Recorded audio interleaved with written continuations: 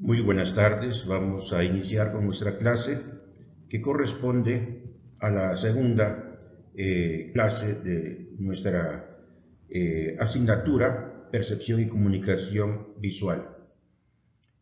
Vamos a dejar lo que vimos el viernes pasado, lo vamos a dejar para continuar estudiándolo directamente en clase presencial.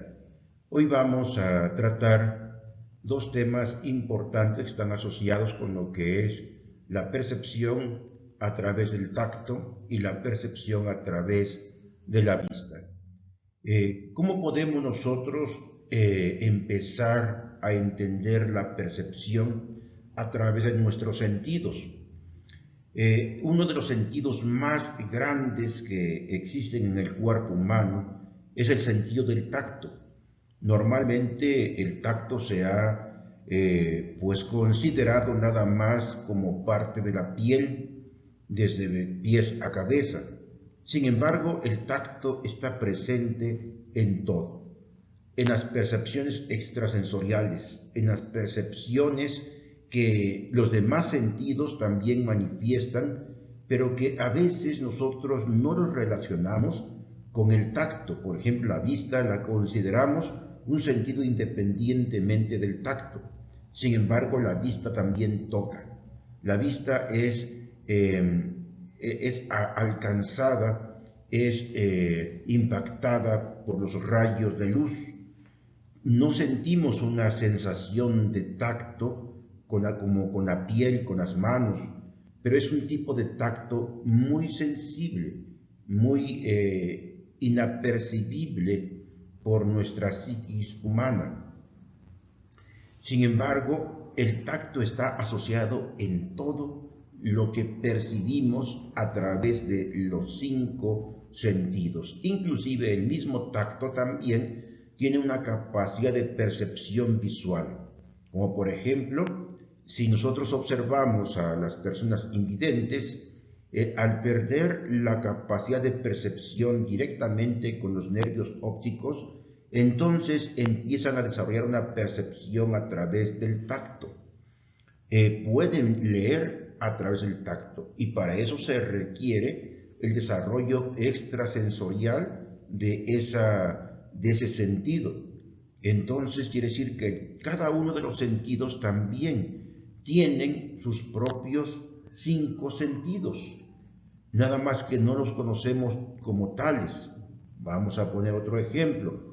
Con respecto a lo que es un invidente, él puede percibir a través del oído las ondas del sonido cuando golpean, en este caso supongamos el aire con un árbol, cuando golpea el bastón con un objeto, cuando una persona va caminando cerca o detrás de la persona invidente, la percepción del tacto es como si viera, pero ve a través del sentir de las ondas del sonido que están viajando a través de esa dimensión que la persona invidente está captando a través de un desarrollo extrasensorial que requiere disciplina, requiere estudio, requiere concentración para poder desarrollar esas capacidades, dando a entender que el cerebro humano es una máquina extraordinaria a través de la cual podemos nosotros ejercitarla y entrenarla para diferentes capacidades más allá de lo normal que conocemos.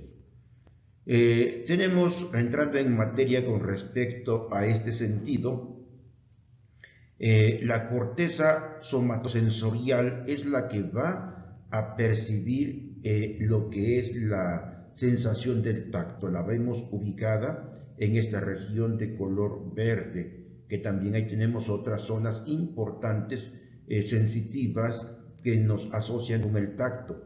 Aquí vamos nosotros a tener lo que es el sentido del tacto, toda esta extensión localizada en el lóbulo parietal. Es la región principal que procesa la información del tacto.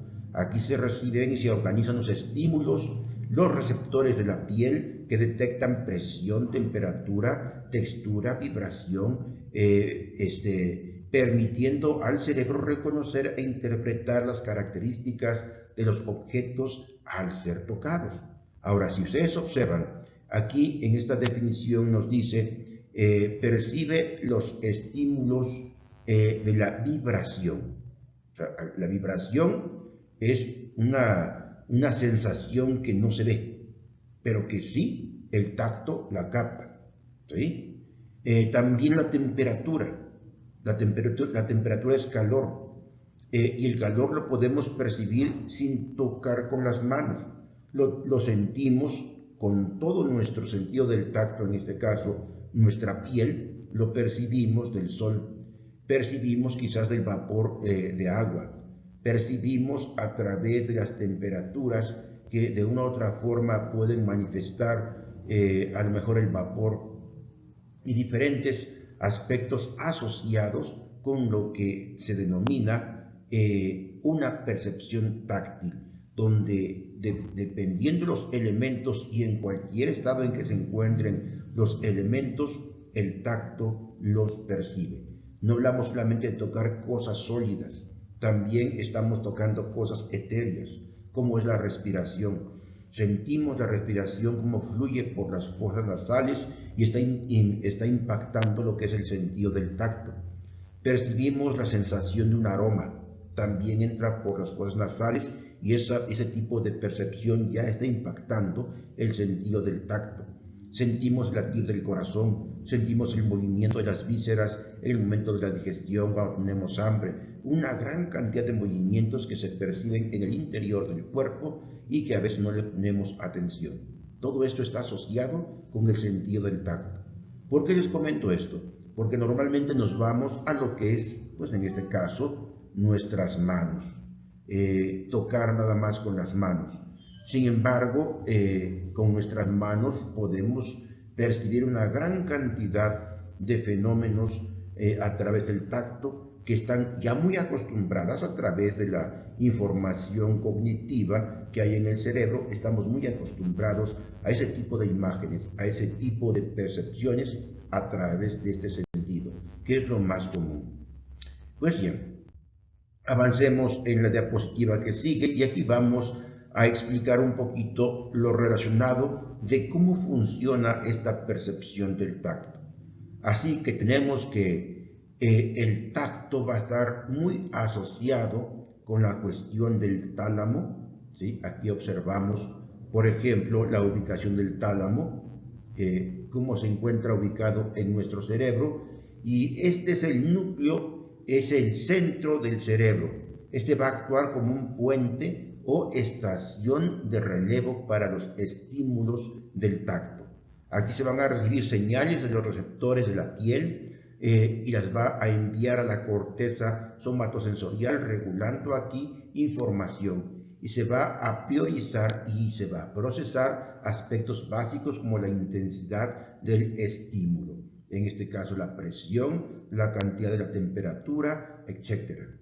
Entonces es el mecanismo por el cual nuestro sentido del tacto va a estar trabajando en relación con nuestro cerebro.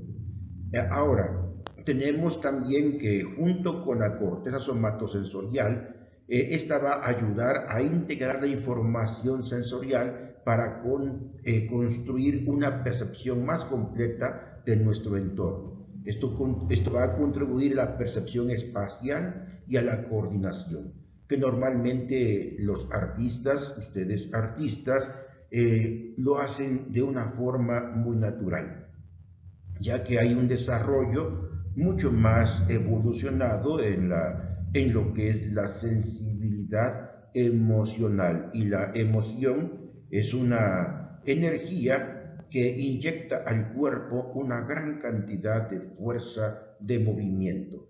En este caso, por ejemplo, lo vemos en la danza, lo podemos ver también en cualquier tipo de actividad teatral, o inclusive también lo podemos percibir en los deportes. Donde quiera que se impregne una fuerza emocional, ahí hay una reacción inmediata del movimiento, una acción. Así que en esta parte de nuestro cerebro que estamos aquí señalando, vamos a encontrar esa corteza somatosensorial, la que va a ayudar a integrar información muy especializada, que esa información contribuye a que las percepciones de nuestro entorno sean percepciones que estén asociadas con el espacio.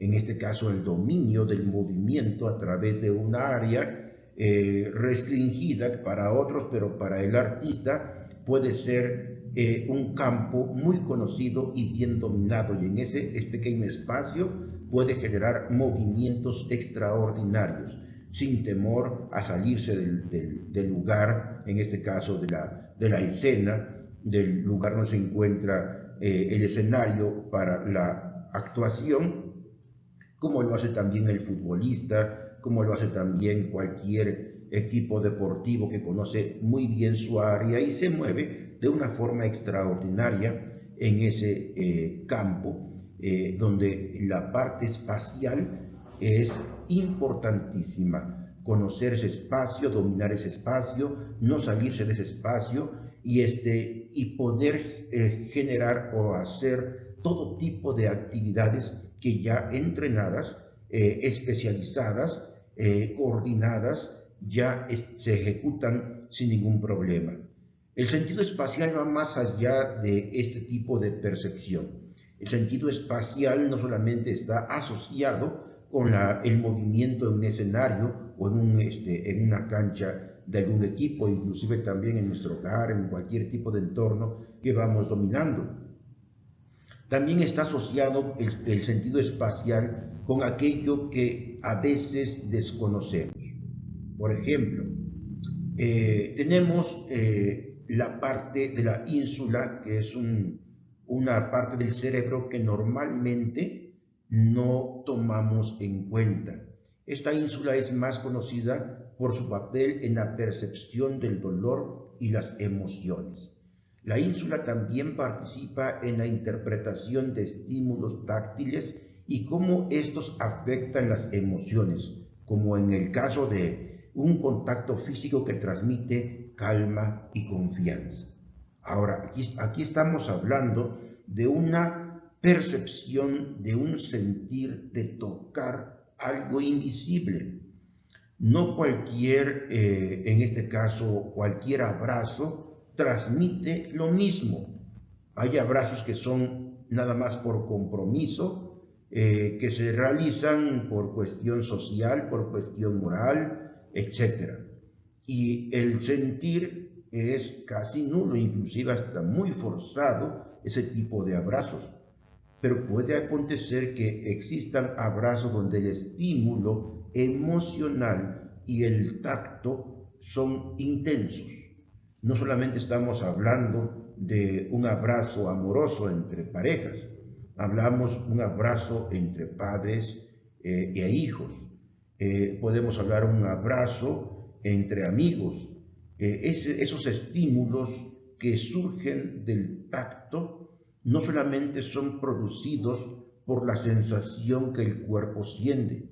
A través del tacto estamos transmitiendo una energía psíquica, una energía que está tocando la psiquis de la otra persona, está generando un estímulo emocional superior de afecto, de respeto, de amor, de comprensión, de gratitud, de muchísimos aspectos éticos, o podemos llamarle también ontológicos, enfocados a los valores. Entonces, esto provoca emociones intensas. Cuando el artista está actuando, sus movimientos, su arte manifestado, ya sea en la poesía, en el canto, en la actuación teatral, en las artes plásticas, cualquier tipo de arte está transmitiendo una vibración psíquica. Entonces, este tipo de percepciones no todos los seres humanos la tienen. Cuando la ínsula no se sabe disciplinar, no se educa a través de una percepción cognitiva consciente, entonces la ínsula solamente va a captar sensaciones muy etéreas, ¿sí?, muy espaciales, pero donde la conciencia no tiene control. Vamos a poner un ejemplo: cuando sentimos el estímulo de la nicotina al fumar.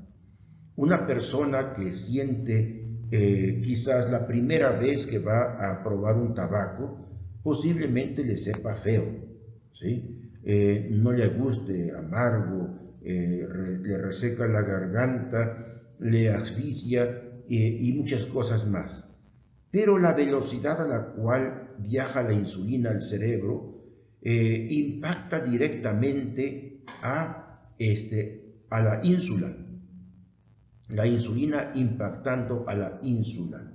Entonces, cuando esa insulina llega a la ínsula, genera una reacción de aceptación emocional. ¿Por qué? Porque la nicotina ya es independiente del humo del tabaco. La nicotina ya entra como un factor químico que impacta al cerebro, generándole reacciones similares a las reacciones químicas cerebrales. Entonces puede generarle placer, relajamiento, etcétera, etcétera.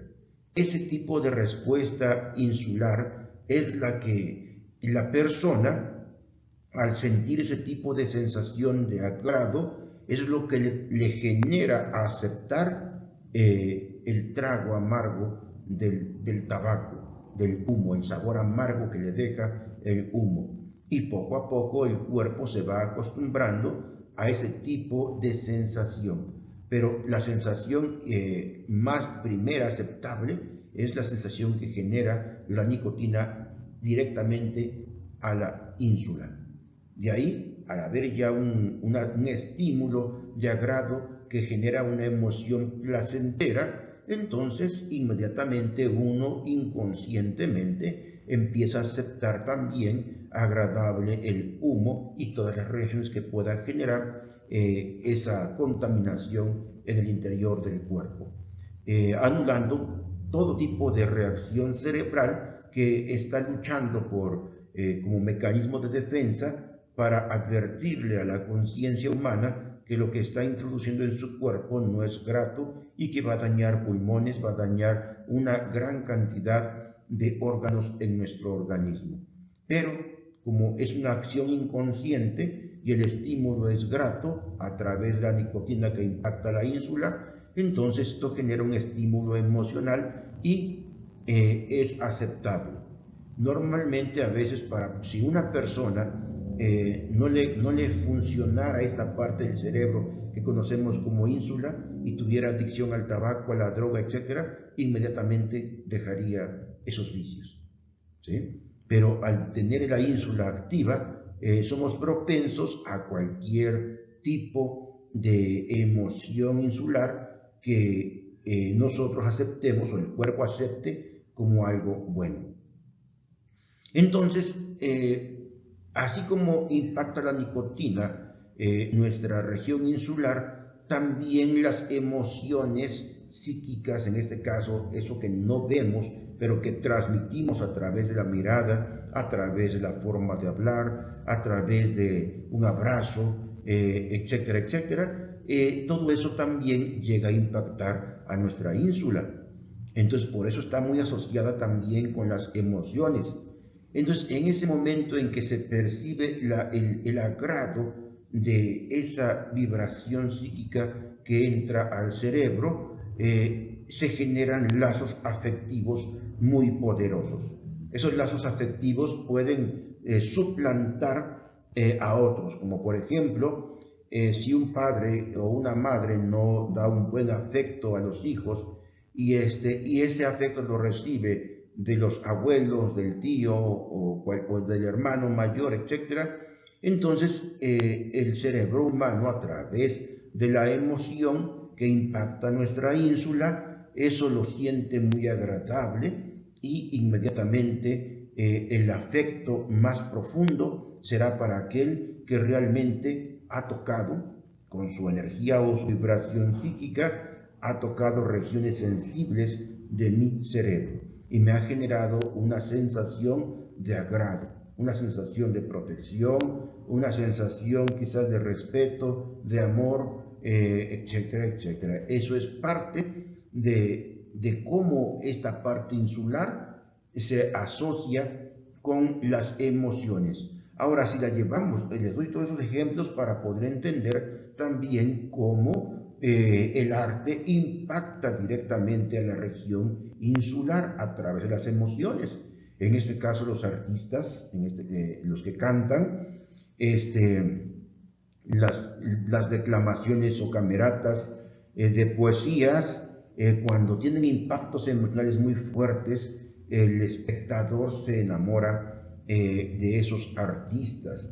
Lo mismo pasa con las artes plásticas, con la escultura, la belleza, la estética que transmite tal imagen o tal escultura hace que el espectador se enamore del artista a través de sus obras, porque genera un impacto insular emocional, que es la parte más sensible, ¿sí? Tenemos el triángulo emocional, que es el tálamo, el hipocampo y la amígdala. Son las tres partes más, podemos llamarle, comunes que conocemos, donde las emociones se procesan. Pero la región insular es una parte muy sensible a las vibraciones psíquicas extrasensoriales, que son muy, muy finas y que no cualquier ser humano va a quedar impactado por ellos, salvo que existan niveles de percepción cognitiva, consciente, que exista una capacidad de atención, de concentrarse, de indagar, de observar, de deleitarse con la obra. Y ese tipo de atención y concentración en esas obras es lo que genera el impacto emocional en la ínsula.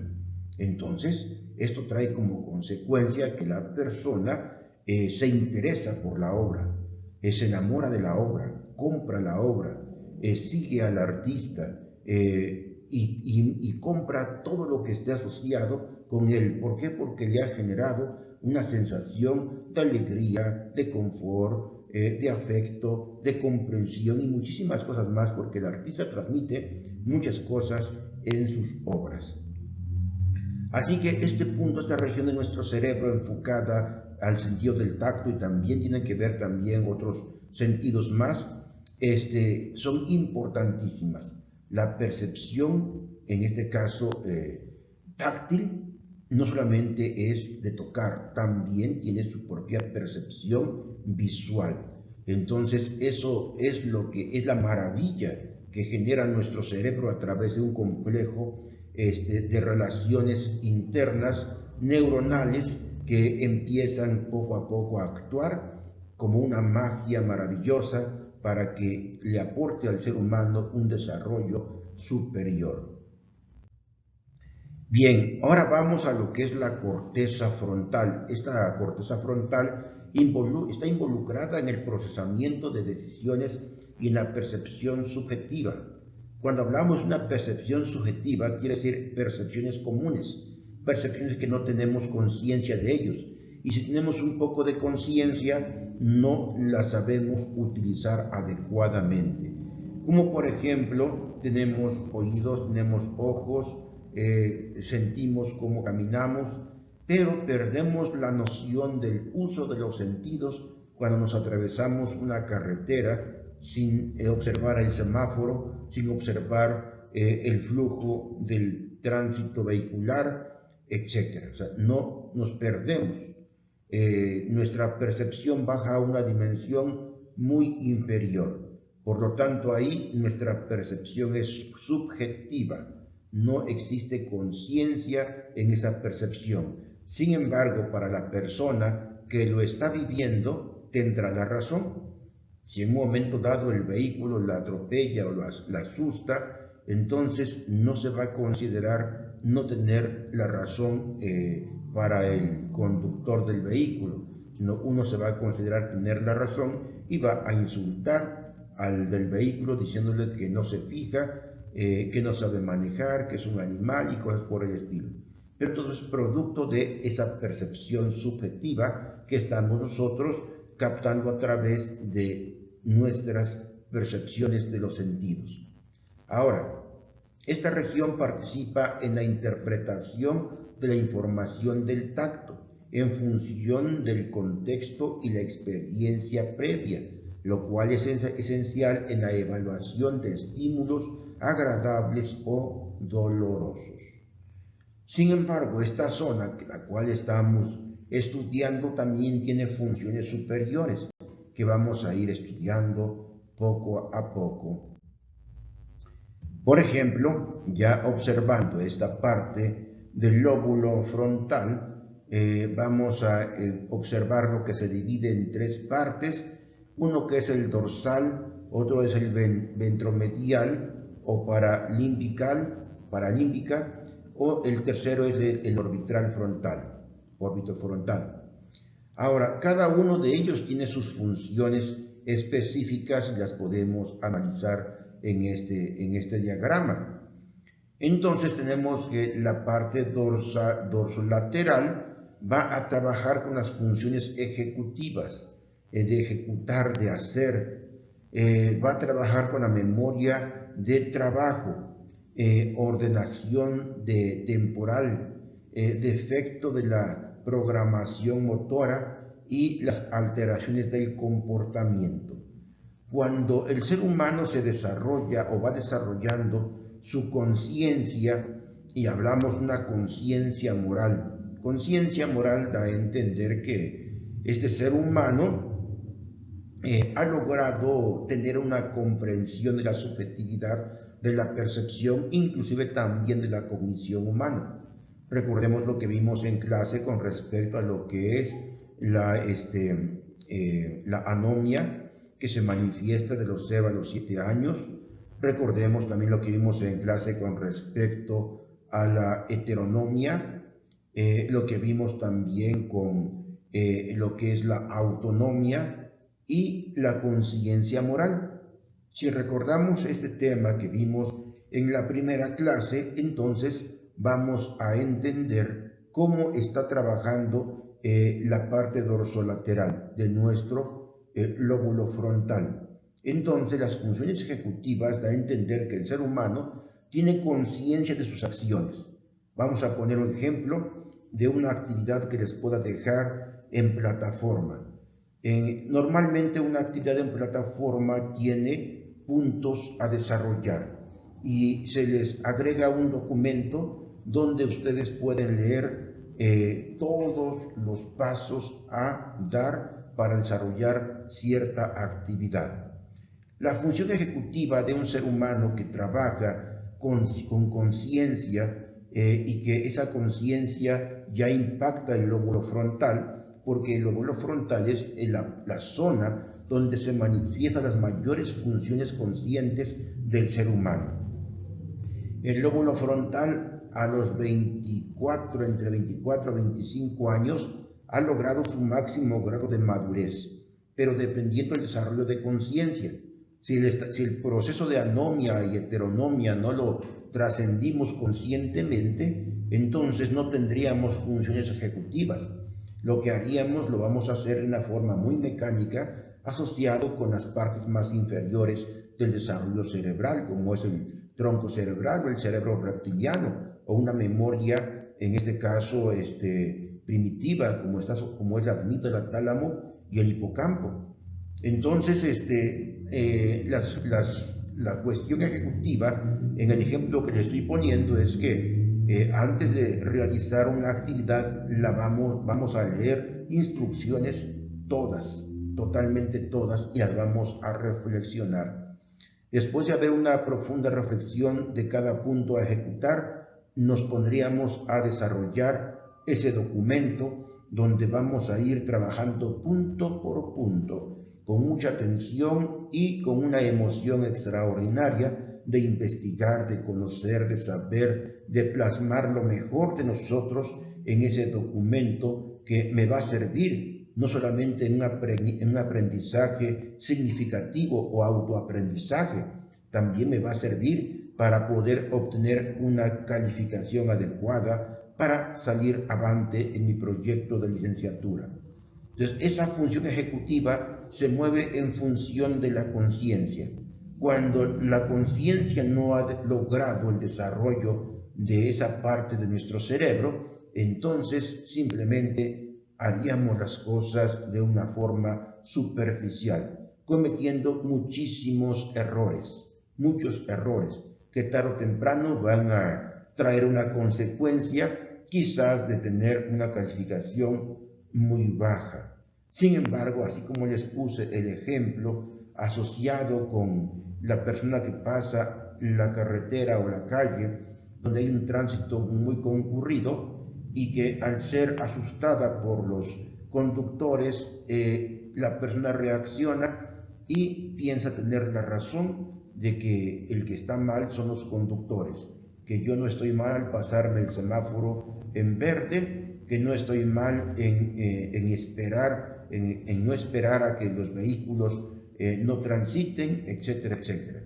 Entonces, esa razón subjetiva es producto de la falta de madurez y de adecuado uso del lóbulo frontal. Es como si dijéramos la energía que se mueve en un ordenador no tiene la suficiente fuerza para poder ejecutarse dentro del ordenador. Así también pasa en nuestro cerebro. Esa sería la memoria ejecutiva, de hacer las cosas con plena conciencia y asumir quizás responsabilidades de fallas, de aprendizajes y todo lo que conlleve al proceso ejecutivo. Ahora tenemos la memoria trabajo. La memoria trabajo que tiene una capacidad de organizar, de ordenar, de ser una memoria creativa, de ser una memoria investigativa. Esa memoria trabajo es la que, háganle cuenta, es la que mueve grandes partes de nuestro organismo y de nuestro cerebro, en la parte motora, emocional, instintiva, sexual, etcétera, etcétera. Entonces la memoria trabajo diseña, programa, ejecuta muchas cosas para que, unido a la función ejecutiva, esa memoria trabajo tenga una razón de existir y poder en un momento dado plasmar en lo exterior a través de una creación, en este caso si hablamos de arte, una creación que valga la pena.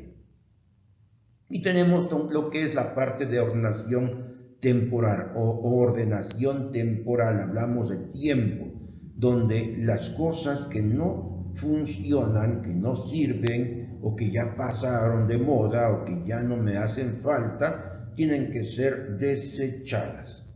Queda quizás una memoria de experiencia, de conciencia, pero ya no puede ejecutarse de acuerdo al momento que se está viviendo. Es como, por ejemplo, si utilizáramos una máquina impresora de aquellas que conocíamos como stencil, donde la forma de imprimir un documento era sumamente rudimentaria y de mala calidad, y quisiéramos nosotros utilizar esa máquina o seguirla utilizando para lo que tenemos que ejecutar como trabajo o copias de documentos, etc. Entonces, por lógica, no me los recibirían, no tendrían una buena calidad, la tinta no tendría la misma duración como las impresoras modernas que tenemos en la actualidad o las imprentas modernas. Entonces, eso ya sería algo obsoleto, algo que ya pasó de tiempo y que nuestra memoria conserva como, podríamos decir, como un archivo histórico, pero que ya no es ejecutivo. Entonces, esa sería parte de la memoria temporal. Tenemos también el defecto de la programación motora. Todo movimiento es muy examinado por la parte dorsal lateral de nuestro cerebro.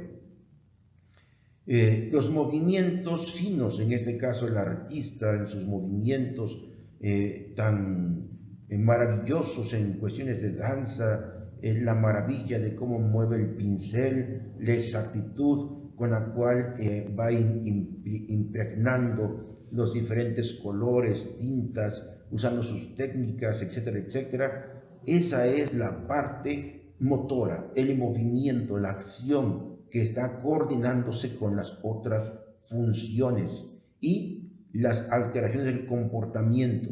Si un momento dado en la parte de la conducta humana no tenemos autocontrol, podría ser que ya el artista lleve una obra muy avanzada y por un mínimo error venga una rabieta y rompa su obra, eche a perder todo, en lugar de trabajar con la parte ejecutora y corregir el error. Entonces, esto es lo que podemos llamar conciencia en esta parte de nuestro cerebro, trabajando con la parte dorsal lateral. Ahora, si nos vamos a la orbitofrontal, tenemos que estar estrechamente relacionada con el sistema límbico. Su función principal es el procesamiento de emociones y estados afectivos, así como la regulación y el control de nuestra conducta humana. Entonces, si en un momento dado viene una alteración del comportamiento de la parte dorsal lateral, en la parte orbitofrontal actúa como un modelador de la conducta. Esto siempre y cuando la conciencia humana tenga los datos suficientes y el control emocional para poder modelar la conducta, saber cómo hablar, cómo actuar, si hay que callar, qué decir, etc. Todo eso es parte de esa regulación psíquica en esta región de nuestro cerebro.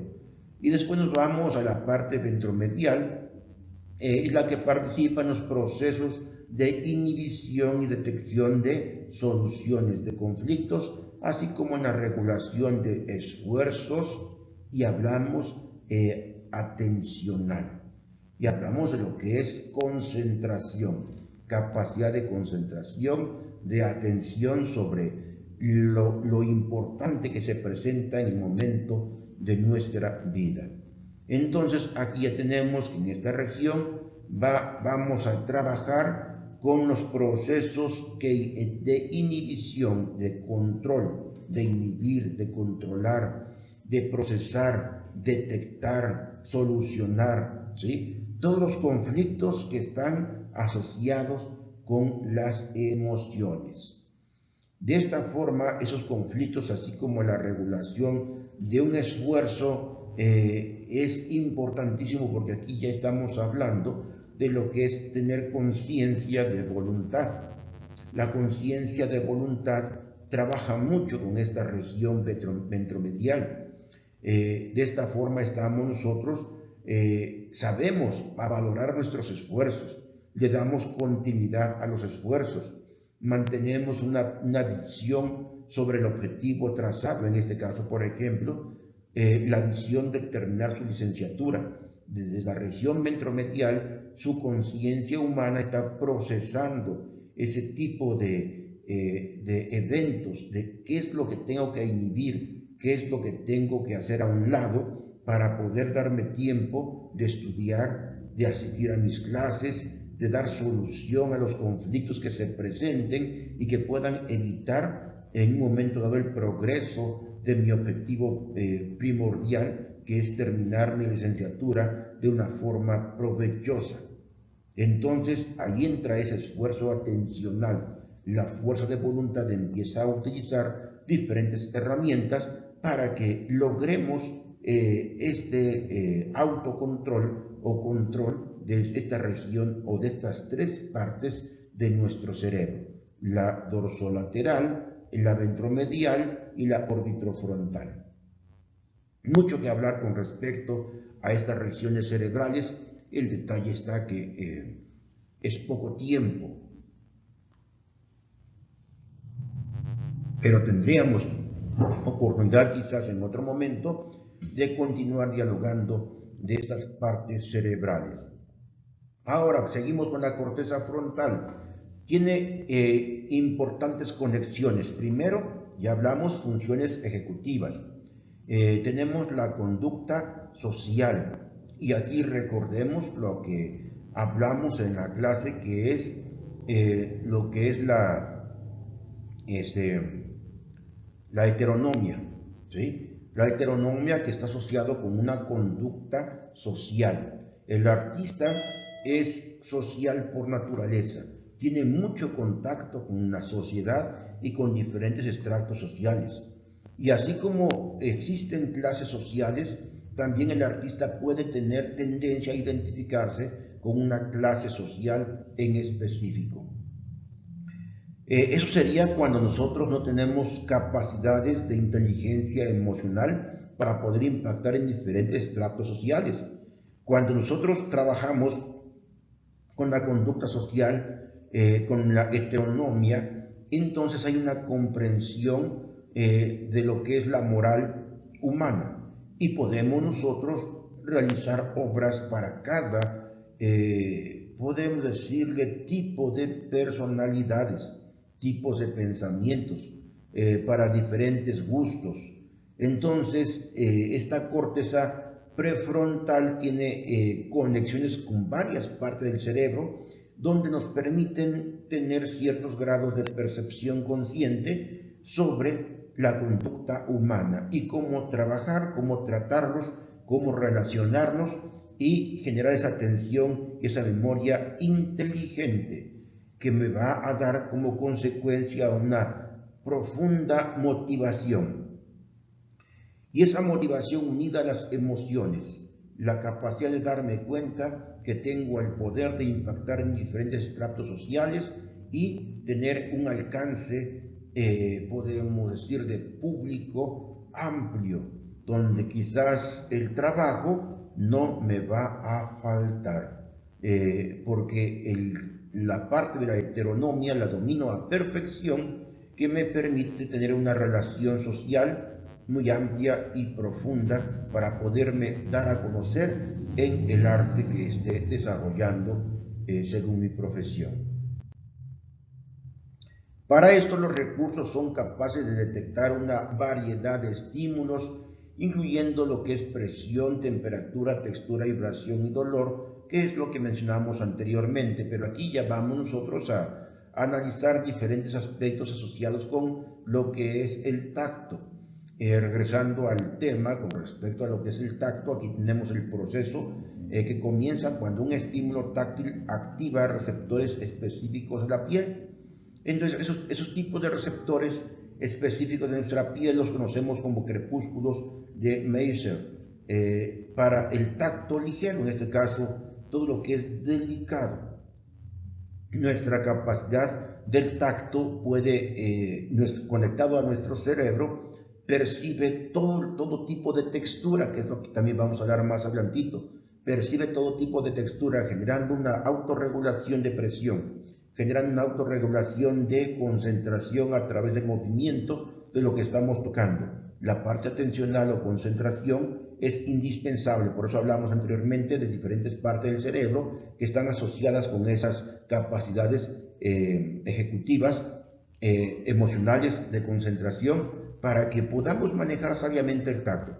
Quien no tiene esa capacidad de conocer muy bien sus movimientos y cómo comunica el tacto con su cerebro, cae en desesperaciones y puede en un momento dado derrotarse antes de darse cuenta que sí puede trascender cualquier obstáculo. Por ejemplo, si estamos aprendiendo a tocar guitarra, podría ser que la parte tosca de nuestros dedos, rústica porque no están ejercitados, nos cueste mucho trabajo tener quizás una buena pisada de las cuerdas, ejecutar adecuadamente los acordes. Todo eso puede generar una desesperación.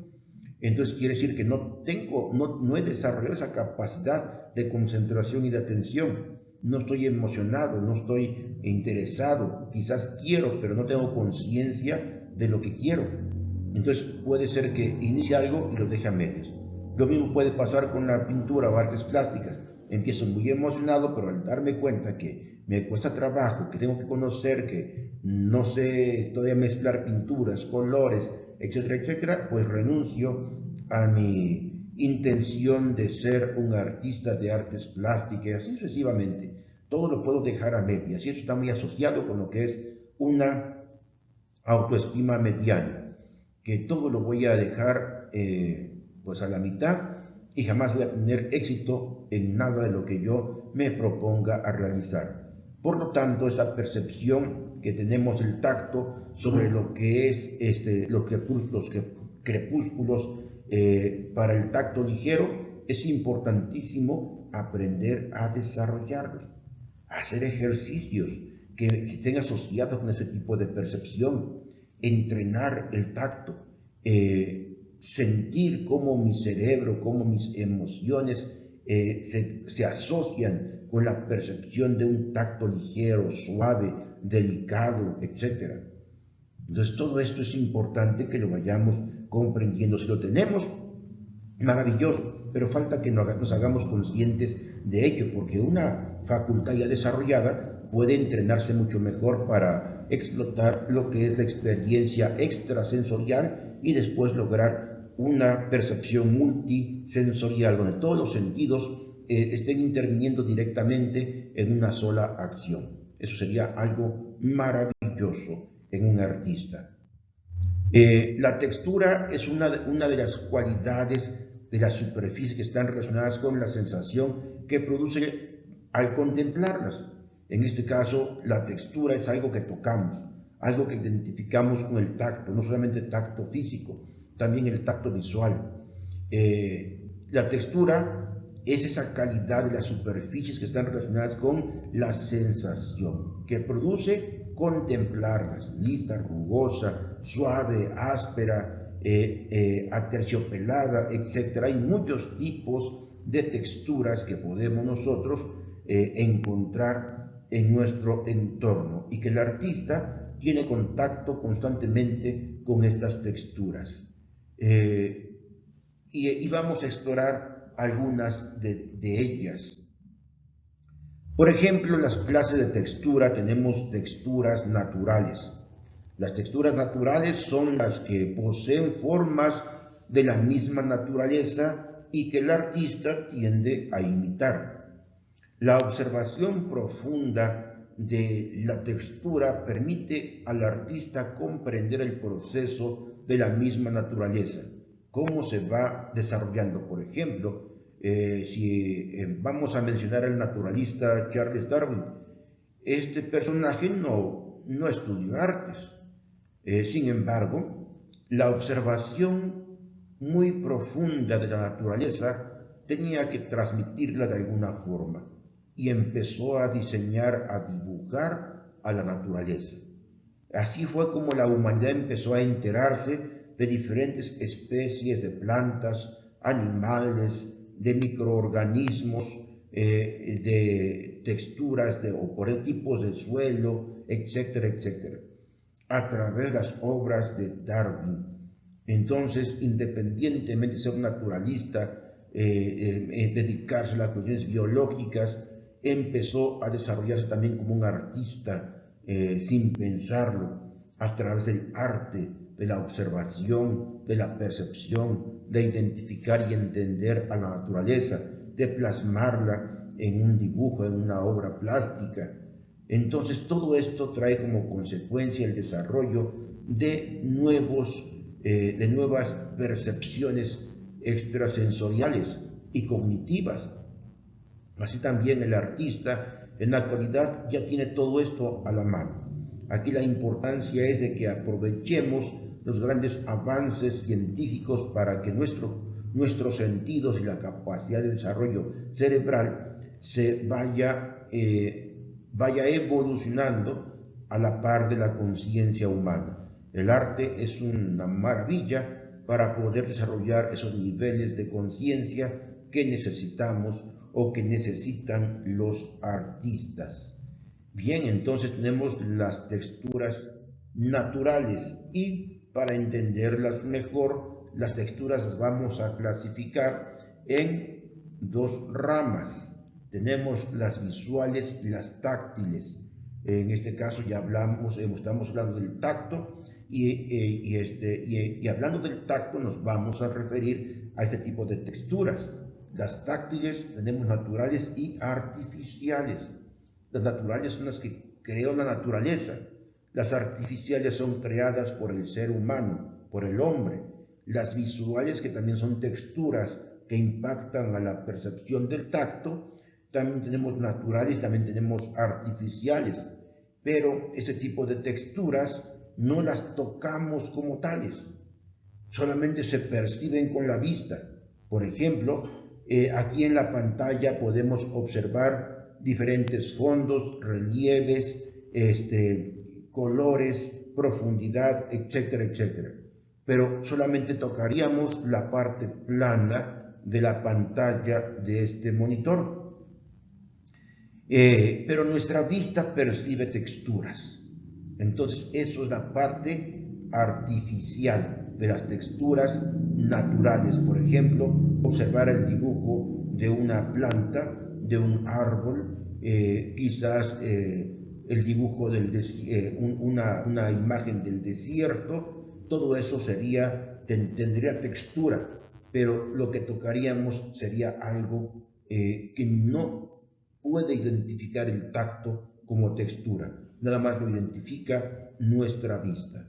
Pero lo que está asociado con la naturaleza, que directamente enfocado a tocar el árbol, ahí sí sentiríamos la textura a través del tacto natural. Y también la artificial la podríamos tocar, como por ejemplo un sedazo, podríamos también tocar un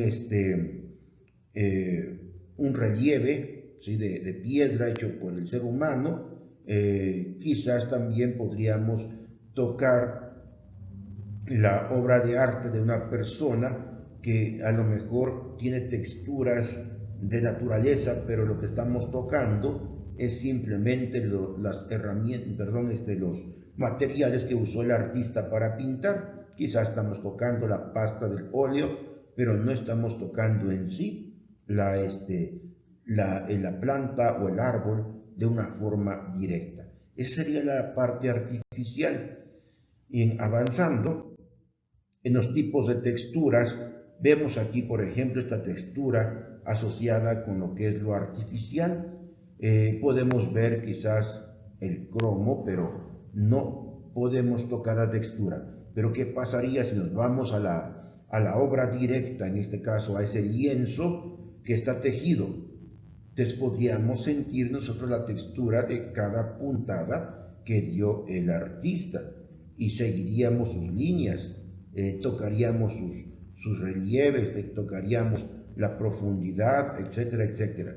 Entonces ya se disfruta la obra no solamente de forma visual, sino también tocándola, disfrutándola, tocándola. Nos vamos a lo que es las texturas artificiales.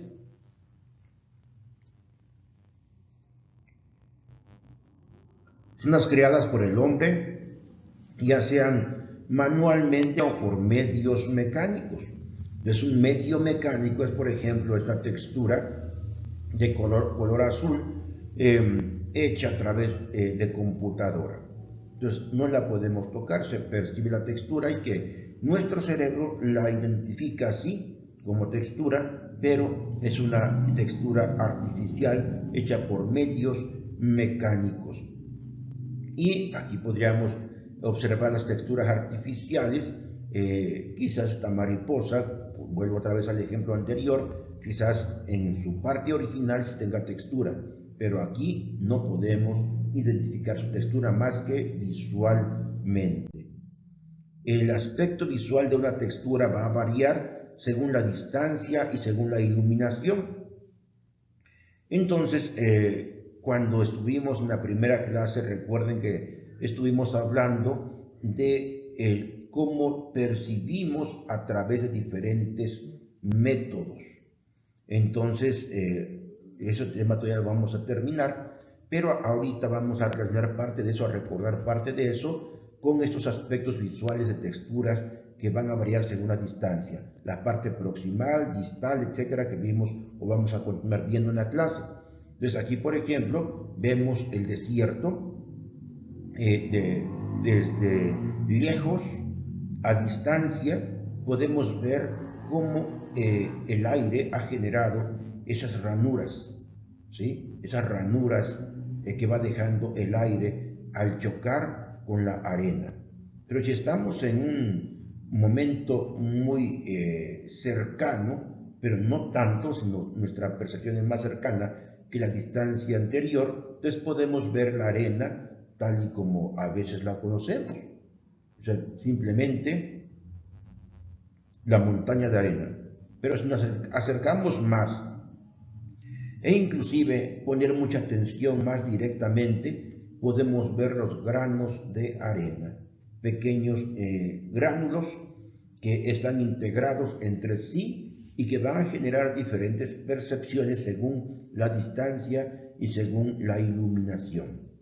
Y así podemos tener muchísimas experiencias de percepción de ciertas texturas que van a variar según el rayo de la luz, según la reflexión de nuestra vista, según la distancia de proximidad que tengamos acerca de la observación. Ahora, otras clasificaciones de texturas son las visuales táctiles. Son texturas visuales o también llamadas texturas gráficas. Todas aquellas que podemos ver pero no podemos tocar. Ya las había mencionado anteriormente, nada más que ahorita lo estamos mencionando con los conceptos. Las que además de verlas podemos tocarlas y se denominan texturas táctiles. Es decir, todas las texturas que hemos visto en las diapositivas y en el libro, que es parte de lo que estamos hablando ahorita de este libro, tocamos ese libro, pero nada más tocamos la hoja lisa, no percibimos la textura de la mesa, de la pared, etcétera, etcétera. Podemos tocarlas y podemos sentirlas y disfrutarlas. Ese tipo de contacto con las texturas transmiten un tipo de emoción especial.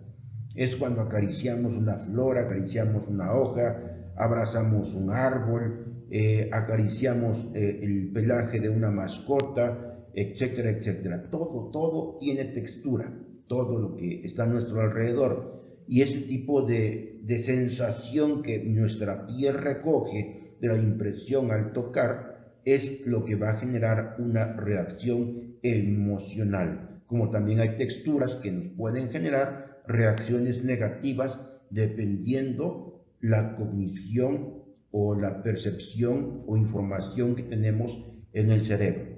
Como por ejemplo,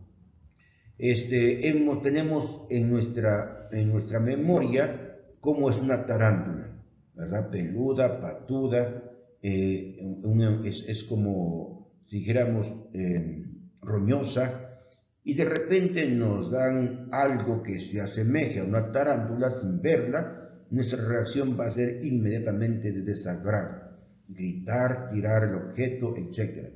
Cuando era algo que tenía una semejanza a la tarántula. ¿Y todo por qué? Por la textura, por lo que tocamos. El cerebro inmediatamente, al no tener una información visual directa, interpreta con la información que ya tiene. Y como no tenemos conciencia cognitiva, entonces el cerebro me manda una información de estado de alerta, generándome la reacción de miedo y de separación inmediata del objeto que estoy tocando. Entonces esa es una forma en que podemos nosotros actuar a través de las texturas que van a estar siempre asociadas con nuestra vida. Ahora, la técnica de frotado, una técnica que se utiliza en el arte, consiste en colocar un papel sobre una superficie con textura no lisa y frotar con un lápiz, en el lápiz de grafito o color. De esta manera se reproduce en el papel la textura de la superficie. Entonces recordamos, por ejemplo, no sé si a ustedes lo hicieron o lo han hecho, colocar una moneda y frotar con el lápiz la moneda, quedando impresa por su textura la imagen de la moneda en una hoja. Y así sucesivamente. Eso es parte de usar texturas, que también se usa mucho en el arte del repujado. Se usan mucho las texturas, se dibuja y se le hace relieves a ese dibujo, y en el repujado se va plasmando la imagen. Hay muchas técnicas de repujado, pero se usa la textura. Y lo que le da una relevancia a ese arte es la misma textura que quedó impresa en relieve en el aluminio con el cual estuvimos trabajando nuestra obra. Tenemos que, si usamos diferentes materiales para crear texturas táctiles, estaríamos nosotros usando la técnica del collage, que consiste en pegar diferentes materiales sobre una superficie, y de esta forma tendríamos diferentes tipos de texturas. Ahora vamos a pasar a lo que es el sentido de la vista. Es un sentido muy importante, muy interesante, porque a través de él es como obtenemos la mayor cantidad de información de nuestro entorno.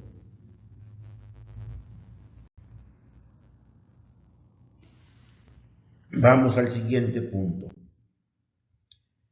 El sistema, en este caso los sistemas de inteligencia artificial, intentan replicar la capacidad humana para percibir y comprender el mundo. Está relacionado, pero esta relación se observa en la manera en que los modelos de inteligencia artificial van a procesar información sensorial, visual, similar como lo hace el cerebro humano. Aquí se explica el por qué y el cómo de esta conexión. ¿Por qué estamos hablando ahorita un poco con respecto a la inteligencia artificial? Y lo vamos a hablar un poquito más amplio. Porque si nosotros como artistas no desarrollamos las capacidades cognitivas, las capacidades multisensoriales, no desarrollamos la conciencia emocional, el artista va a ser desplazado por la inteligencia artificial. Voy a recordarles, por ejemplo, cuando la era de la electrónica a través de la computación empezó a tener auge. Muchos profesores, muchas secretarias perdieron su trabajo. Prefirieron mejor dejar su trabajo y dedicarse a otras cosas que actualizarse a la nueva tecnología. Entonces eso trajo como consecuencia un gran retraso en la educación, porque necesitábamos personas preparadas para poder utilizar las nuevas herramientas de la era de la tecnología, en este caso de la computación. Esas personas que lograron enfrentar esos cambios tecnológicos, pues por lógica lograron mantenerse en un nivel económico mucho más elevado que el anterior. Nuevas oportunidades, hacer las cosas más fáciles, más sencillas, más rápidas, menos papeleo y muchísimas cosas más. La tecnología de la computación vino a revolucionar todo lo que estaba asociado en la cuestión educativa, en las empresas, en todo los quehaceres humanos, inclusive hasta en la misma diversión. Sin embargo, la tecnología también puede generar grandes retrasos en el ser humano. Por ejemplo, antes teníamos una habilidad cerebral para poder hacer sumas, restas, multiplicaciones a gran velocidad con nuestro cerebro. Cuando entra la tecnología de las de los, ¿cómo llaman?, de los celulares, cuando entran las calculadoras, que fueron los primeros. Entonces empezamos a hacernos dependientes de esa tecnología y el cerebro perdió la habilidad de sacar cuentas por sí mismo sin la dependencia de un aparato. Entonces esto va generando que el cerebro no se desarrolle, quede obsoleto en algunas áreas, y así también va a pasar con la inteligencia artificial. El ser humano va a utilizar este tipo de tecnología para que le haga la vida más fácil y el cerebro entra a un estado de indeficiencia. Entonces es importante que así como se enfrentó el área de la tecnología a través de la informática, podamos también desarrollar grandes habilidades para superar y poder interactuar con la nueva tecnología que es la inteligencia artificial, que puede generar arte, ¿sí? Puede generar grandes obras, poesías, escribir grandes novelas, hacernos la tarea y muchas cosas más. Entonces, si nosotros nos hacemos dependientes de este tipo de tecnología, ¿dónde va a quedar el artista? Entonces vamos a tener arte creado por la inteligencia artificial. ¿Y el ser humano dónde quedará? Así que si observamos cómo trabaja este mecanismo de inteligencia artificial, que se va a relacionar con casi utiliza las mismas funciones que nosotros tenemos, ¿sí? Va a aplicar funciones similares. La única diferencia es que va a tener capacidades de almacenar memoria, porque va a estar dedicada, una máquina dedicada exclusivamente a eso. Van a haber diferentes formas de aplicar la inteligencia artificial, inclusive hasta una computadora guiada por inteligencia artificial podría gobernar un país, podría hacer maravillas, pero el ser humano quedaría obsoleto. Y aquí es donde vamos poco a poquito a desarrollar parte de este tema. Estos modelos abarcan diversas áreas como la visión, la audición, el tacto y otros sentidos, y a menudo se basan en investigaciones interdisciplinarias que involucran a la psicología, la neurociencia, la filosofía y la inteligencia artificial. Entonces, cuando estamos hablando de percepciones, de lo que es la percepción, lo que es la inteligencia visual, es importante que a través de la vista nosotros y de la conciencia empezamos a educar y desarrollar el potencial cerebral. Y aquí la neurociencia, la filosofía entra en acción junto con la psicología. Muchas cosas que estamos hablando aquí tienen que ver mucho con la psicología, tienen que ver mucho con la neurociencia, pero al mismo tiempo alertarnos con respecto a las nuevas tecnologías para no quedarnos rezagados y empezar a tener capacidades que la inteligencia artificial no va a tener. En este caso, el sentido humano, lo que transmite el ser humano desde su interior y que a través de las funciones cerebrales podemos nosotros transmitirlas en las obras de arte. La inteligencia artificial va a optimizar la interacción y las respuestas con su entorno, buscando hacer, en este caso, la inteligencia artificial de manera que perciba y analice y actúe coherentemente con distintos escenarios, en este caso, el escenario del arte.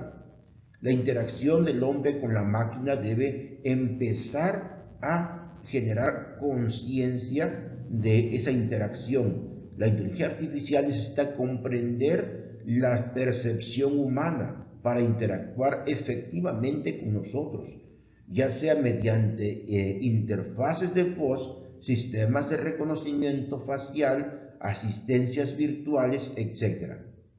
Al imitar los procesos perceptivos humanos, la inteligencia artificial se vuelve más intuitiva y natural para el usuario, que es algo importante que nosotros no estamos poniendo atención en lo que es la parte intuitiva, que está muy asociada con la región singular o el cíngulo cerebral, donde se interpreta la intuición cuando las áreas cerebrales más inferiores no pueden entender lo que el alma siente.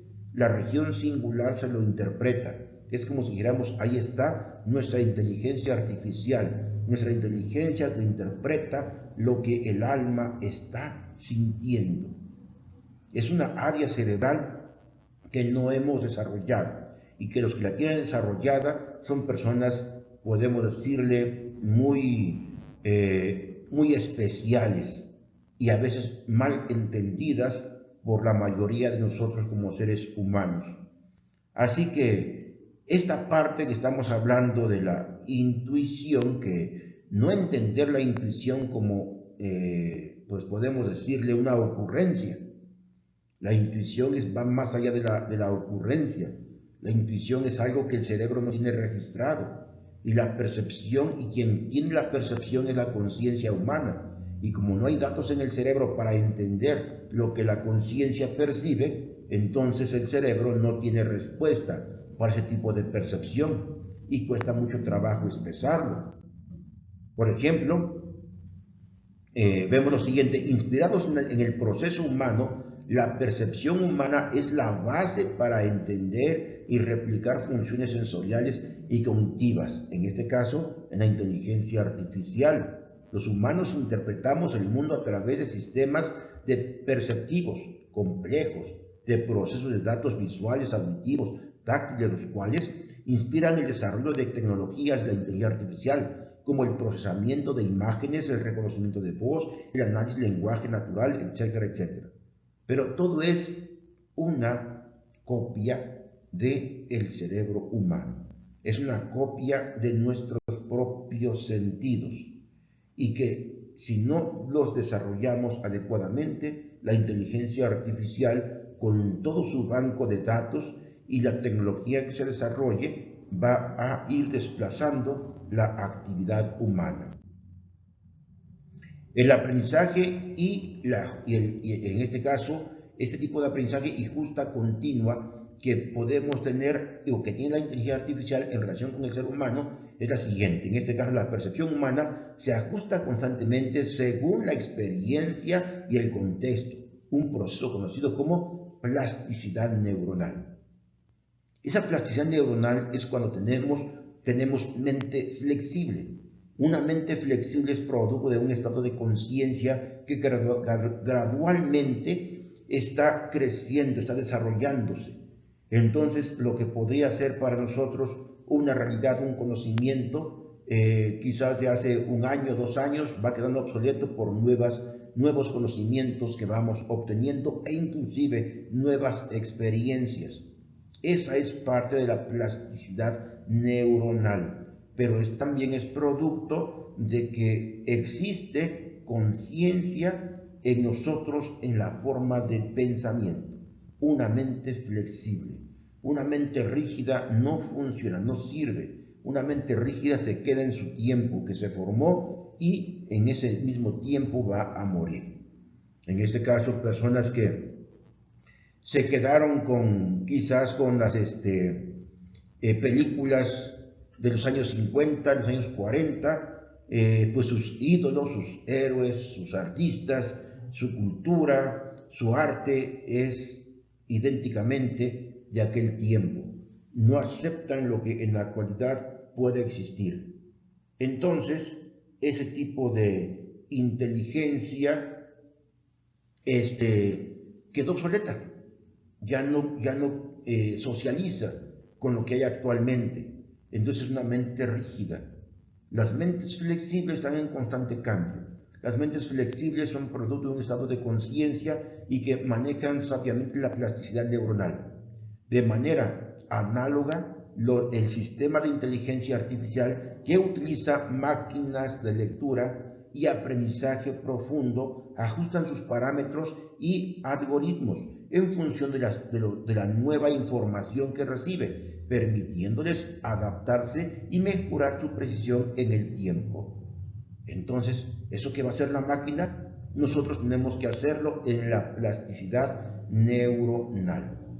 Y así sucesivamente. Hay mucho que trabajar con respecto a esto. Pero bien, el webinar puede ser muy largo, ya tiene más de 1 hora que estamos grabando este webinar. Lo que nos haga falta lo vamos a desarrollar en clase. De cualquier forma, las diapositivas que tengo aquí van a quedar grabadas en este webinar sin voz para que ustedes puedan pues hacer uso de ellas, verlas, leerlas, anticipándose a la clase para poder tener un diálogo mucho mejor. Bien, me despido de ustedes, que tengan un excelente descanso y esta es la clase de este viernes, segunda clase de nuestra licenciatura. Nos vemos, jóvenes.